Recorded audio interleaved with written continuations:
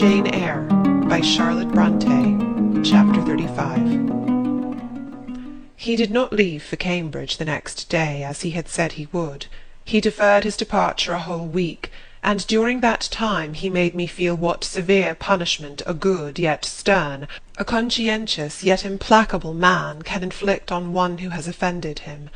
Without one overt act of hostility, one upbraiding word, he contrived to impress me momently with the conviction that I was put beyond the pale of his favour.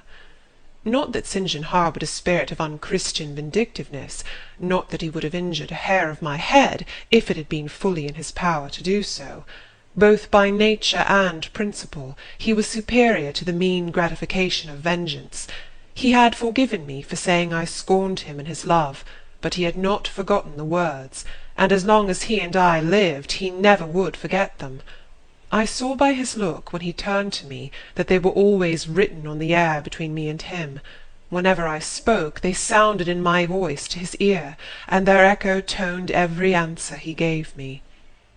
He did not abstain from conversing with me. He even called me as usual each morning to join him at his desk, and I fear the corrupt man within him had a pleasure unimparted to, and unshared by, the pure Christian, in evincing with what skill he could, while acting and speaking apparently just as usual, extract from every deed and every phrase the spirit of interest and approval which had formerly communicated a certain austere charm to his language and manner. To me he was in reality become no longer flesh, but marble. His eye was a cold, bright, blue gem, his tongue a speaking instrument, nothing more.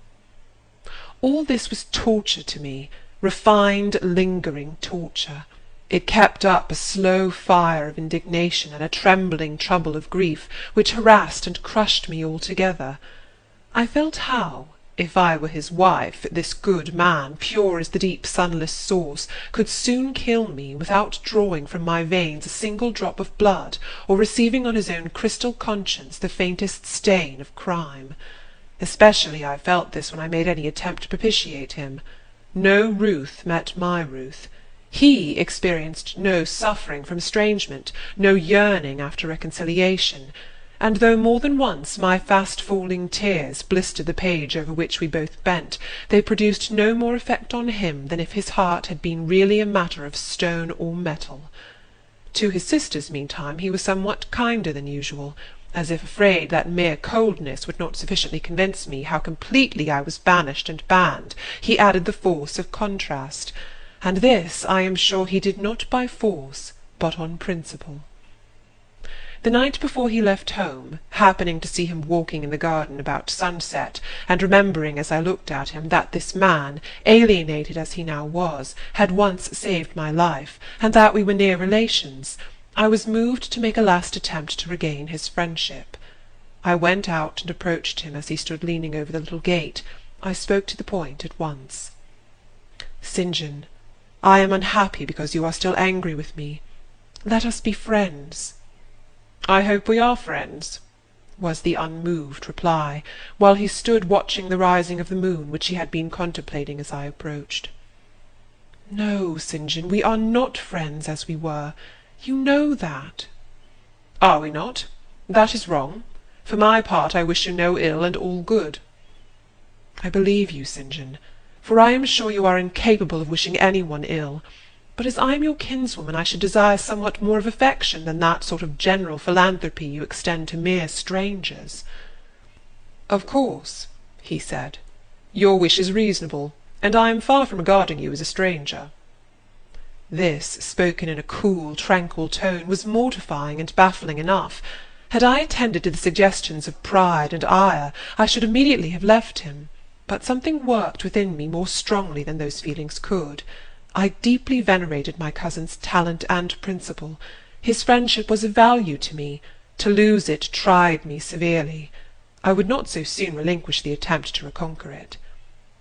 "Must we part in this way, St. John? And when you go to India, will you leave me so, without a kinder word than you have yet spoken?" He now turned quite from the moon and faced me. "When I go to India, Jane, will I leave you? What? Do you not go to India?" You said I could not unless I married you. And you will not marry me? You adhere to that resolution? Reader, do you know, as I do, what terror those cold people can put into the ice of their questions? How much of the fall of the avalanche is in their anger, of the breaking up of the frozen sea in their displeasure? No, St. John, I will not marry you. I adhere to my resolution. The avalanche had shaken and slid a little forward, but it did not yet crash down. Once more, why this refusal? He asked. Formerly, I answered, because you did not love me. Now, I reply, because you almost hate me. If I were to marry you, you would kill me. You are killing me now. His lips and cheeks turned white, quite white. I should kill you. I am killing you. Your words are such as ought not to be used, violent, unfeminine, and untrue. They betray an unfortunate state of mind. They merit severe reproof. They would seem inexcusable, but that it is the duty of man to forgive his fellow even until 77 times. I had finished the business now. While earnestly wishing to erase from his mind the trace of my former offence, I had stamped on that tenacious surface another and far deeper impression. I had burnt it in. Now you will indeed hate me, I said. It is useless to attempt to conciliate you. I see I have made an eternal enemy of you. A fresh wrong did these words inflict, the worse because they touched on the truth. That bloodless lip quivered to a temporary spasm. I knew the steely ire I had whetted. I was heart-wrung. You utterly misinterpret my words, I said, at once seizing his hand. I have no intention to grieve or pain you. Indeed, I have not. Most bitterly he smiled. Most decidedly he withdrew his hand from mine. And now you recall your promise, and will not go to India at all, I presume? Said he, after a considerable pause. Yes, I will, as your assistant, I answered. A very long silence succeeded. What struggle there was in him between nature and grace in this interval I cannot tell. Only singular gleams scintillated in his eyes, and strange shadows passed over his face. He spoke at last. I before proved to you the absurdity of a single woman of your age proposing to accompany abroad a single man of mine. I proved it to you in such terms as, I should have thought, would have prevented your ever again alluding to the plan. That you have done so, I regret, for your sake. I interrupted him. Anything like a tangible reproach gave me courage at once. Keep to common sense, St. John. You are verging on nonsense. You pretend to be shocked by what I have said. You are not really shocked, for with your superior mind you cannot be either so dull or so conceited as to misunderstand my meaning. I say again, I will be your curate if you like, but never your wife. Again he turned lividly pale, but as before controlled his passion perfectly. He answered emphatically but calmly, A female curate, who is not my wife, would never suit me. With me, then, it seems you cannot go. But if you are sincere in your offer, I will, while in town, speak to a married missionary, whose wife needs a coadjutor. Your own fortune will make you independent of the Society's aid, and thus you may still be spared the dishonour of breaking your promise and deserting the band you engaged to join. Now I never had, as the reader knows, either given any formal promise or entered into any engagement, and this language was all much too hard and much too despotic for the occasion. I replied, There is no dishonour, no breach of promise, no desertion in the case. I am not under the slightest obligation to go to India, especially with strangers. With you I would have ventured much, because I admire, confide in, and as a sister I love you. But I am convinced that, go when and with whom I would, I should not live long in that climate. Ah, you are afraid of yourself, he said, curling his lip. I am. God did not give me my life to throw away. And to do as you wish me would, I begin to think, be almost equivalent to committing suicide. Moreover, before I definitively resolve on quitting England, I will know for certain whether I cannot be of greater use by remaining in it than by leaving it. What do you mean? It would be fruitless to attempt to explain. but there is a point on which I have long endured painful doubt, and I can go nowhere till by some means that doubt is removed. I know where your heart turns and to what it clings. The interest you cherish is lawless and unconsecrated. Long since you ought to have crushed it. Now you should blush to allude to it. You think of Mr. Rochester. It was true. I confessed it by silence. Are you going to seek Mr. Rochester? I must find out what has become of him.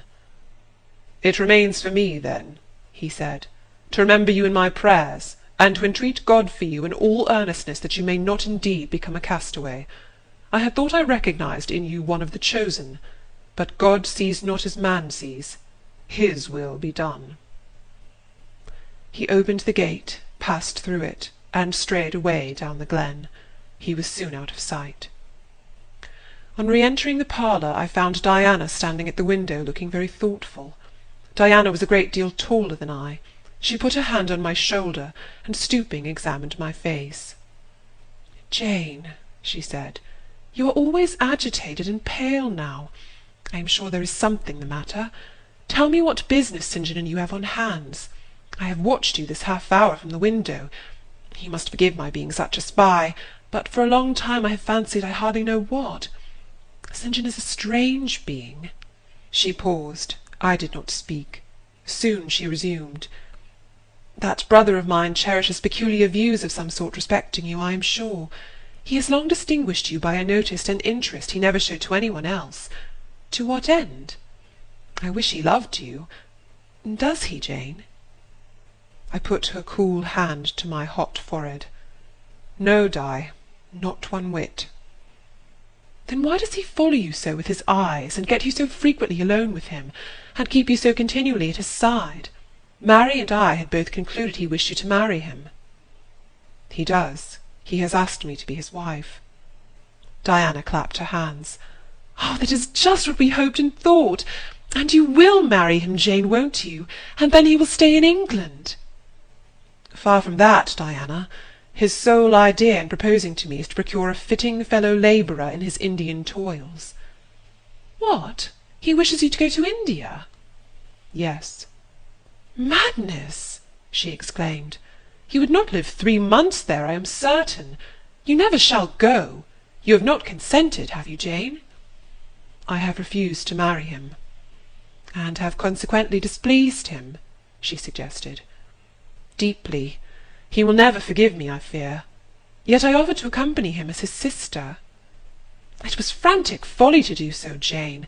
Think of the task you undertook, one of incessant fatigue, where fatigue kills even the strong, and you are weak. St. John, you know him, would urge you to impossibilities.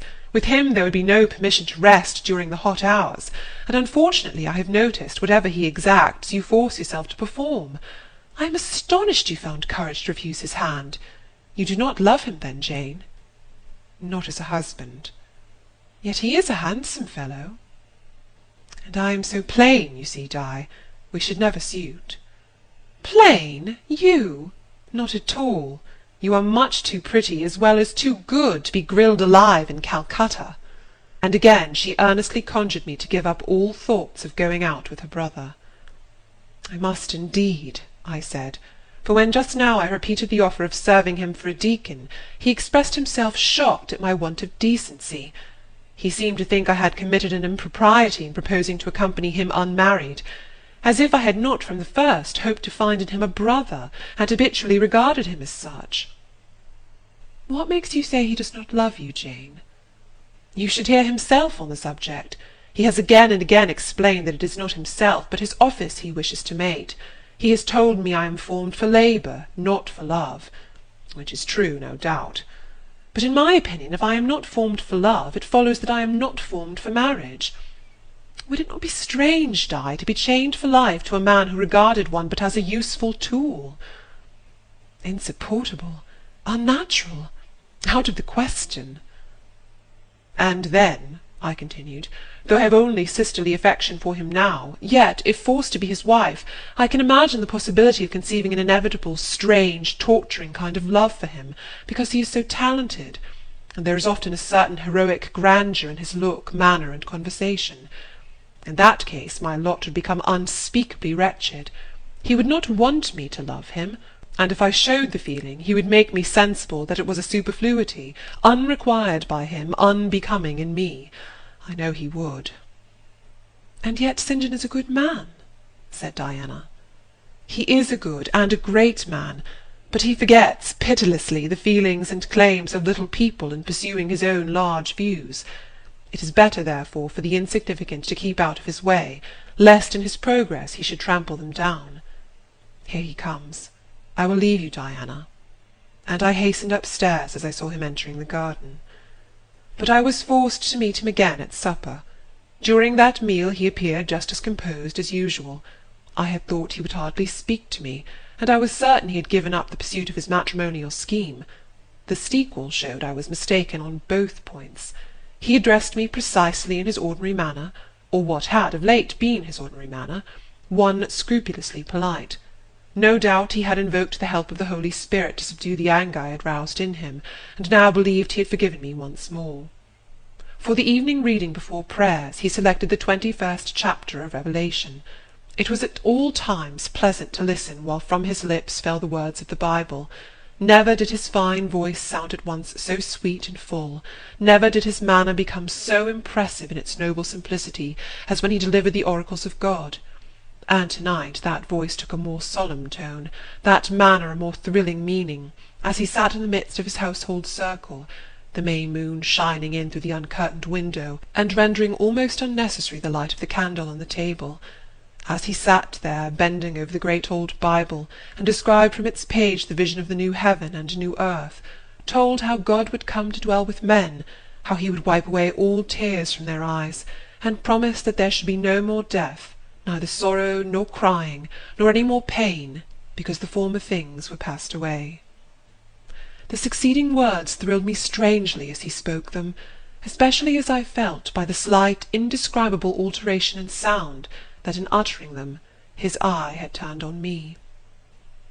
"He that overcometh shall inherit all things, and I will be his God, and he shall be my son. But," was slowly, distinctly read, "the fearful, the unbelieving, etc., shall have their part in the lake which burneth with fire and brimstone, which is the second death." Henceforward I knew what fate St. John feared for me. A calm, subdued triumph, blent with a longing earnestness, marked his enunciation of the last glorious verses of that chapter. The reader believed his name was already written in the Lamb's book of life, and he yearned after the hour which should admit him to the city to which the kings of the earth bring their glory and honour, which has no need of sun or moon to shine in it, because the glory of God lightens it, and the Lamb is the light thereof.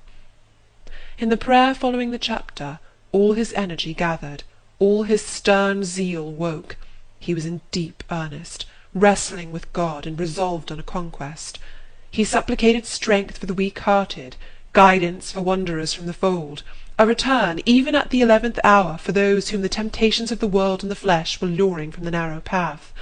He asked, he urged, he claimed the boon of a brand snatched from the burning. Earnestness is ever deeply solemn. First, as I listened to the prayer, I wondered at his. Then, when it continued and rose, I was touched by it, and at last awed. He felt the greatness and goodness of his purpose so sincerely, others who heard him plead for it could not but feel it too. The prayer over, we took leave of him. He was to go at a very early hour in the morning. Diana and Mary, having kissed him, left the room, in compliance, I think, with a whispered hint from him. I tendered my hand and wished him a pleasant journey. "Thank you, Jane. As I said, I shall return from Cambridge in a fortnight. That space, then, is yet left to you for reflection. If I listened to human pride, I should say no more to you of marriage with me, but I listen to my duty, and keep steadily in view my very first aim, to do all things to the glory of God. My Master was long-suffering, so will I be. I cannot give you up to perdition as a vessel of wrath. Repent, resolve, while there is yet time. Remember, we are bid to work while it is day, warned that the night cometh when no man shall work. Remember the fate of Dives, who had his good things in this life. God give you strength to choose that better part which shall not be taken from you." He laid his hand on my head as he uttered the last words. He had spoken earnestly, mildly.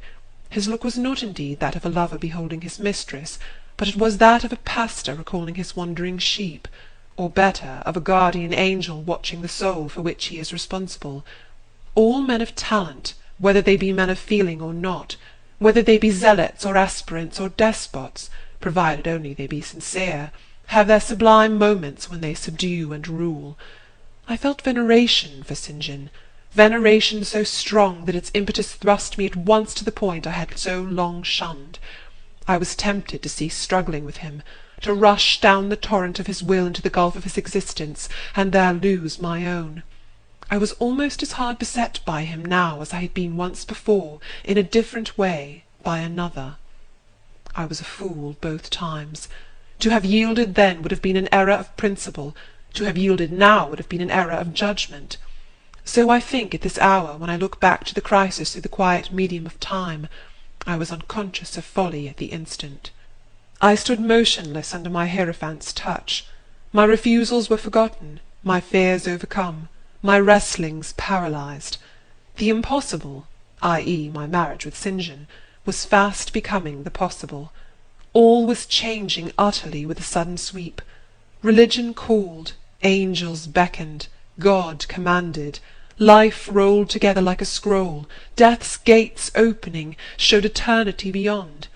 It seemed that for safety and bliss there, all here might be sacrificed in a second.